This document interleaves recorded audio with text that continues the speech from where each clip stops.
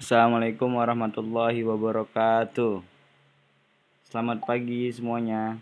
Kali ini kita akan belajar tentang sejarah Khalifah Utsman bin Affan.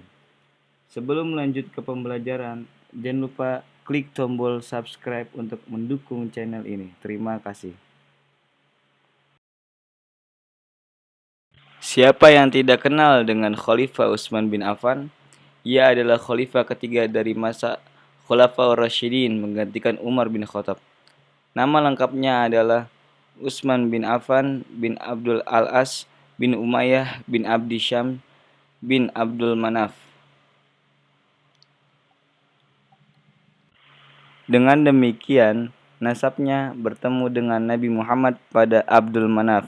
Ibunya bernama Arwa binti Quraisy bin Rabi'ah.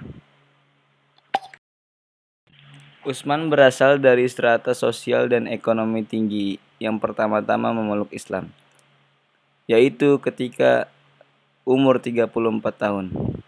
Pada saat itu, beliau diajak oleh Abu Bakar As-Siddiq. Sebelum beragama Islam, dia tidak pernah minum minuman keras. Khalifah Utsman bin Affan termasuk manusia terkemuka di kabilahnya.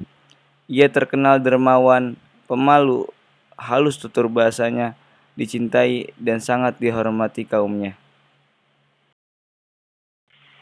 Utsman dikenal pula sebagai sosok yang dekat dengan keluarga Rasulullah SAW.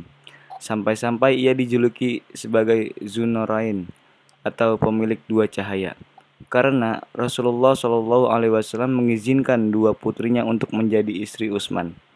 Yang pertama adalah Ruqayyah. Ia meninggal setelah perang Badar.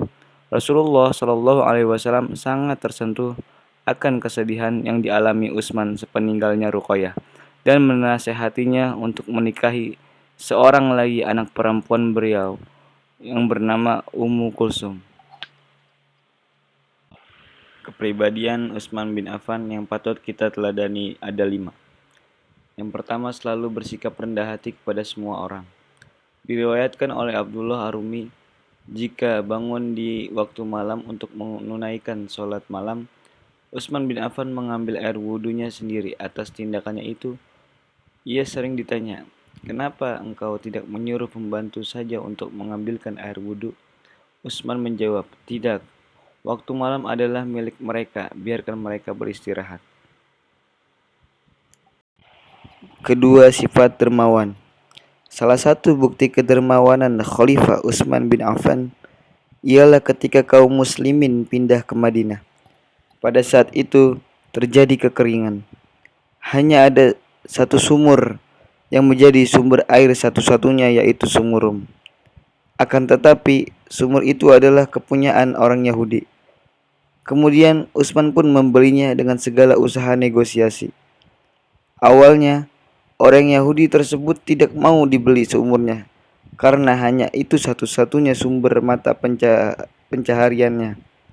Setelah bernegosiasi, dapatlah satu hari sumur itu milik kaum muslimin dan di hari selanjutnya milik orang Yahudi. Akan tetapi melihat hal yang rugi, jadi si pemilik sumur menjual semua sumur ke Utsman bin Affan seharga 200 dinar. Ketiga, Khalifah Utsman bin Affan memiliki sifat pemalu. Al-Hasan Al-Basri pernah bercerita tentang Utsman bin Affan. Sesungguhnya Utsman bin Affan berada dalam rumah dan pintu tertutup.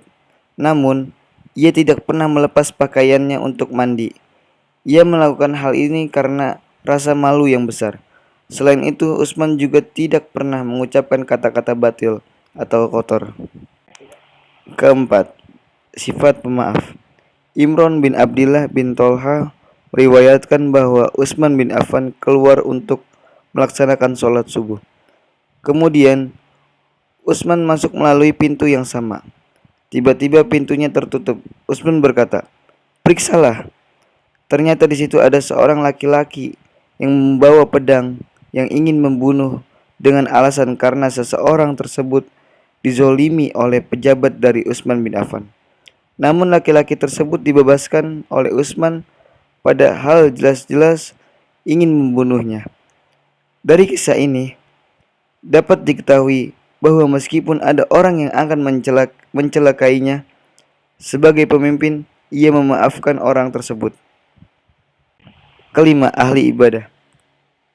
Khalifah Utsman bin Affan termasuk orang-orang yang sungguh-sungguh dalam beribadah.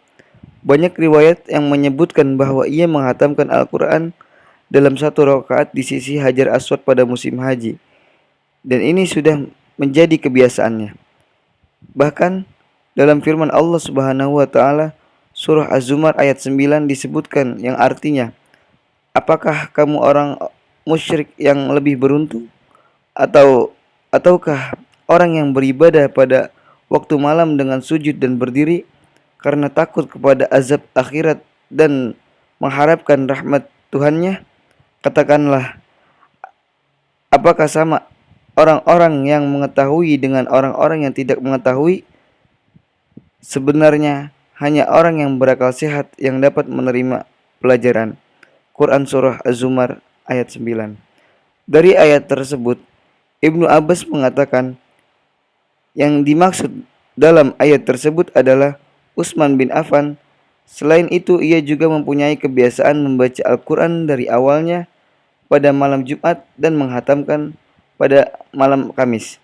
Tidak hanya itu, Utsman juga melakukan puasa terus-menerus dan melakukan sholat malam kecuali waktu awal malam yang ia gunakan untuk tidur. Cukup sekian pembelajaran kita hari ini. Jika ada pertanyaan, silakan tinggalkan komentar di bawah ini. Terima kasih. Wassalamualaikum warahmatullahi wabarakatuh.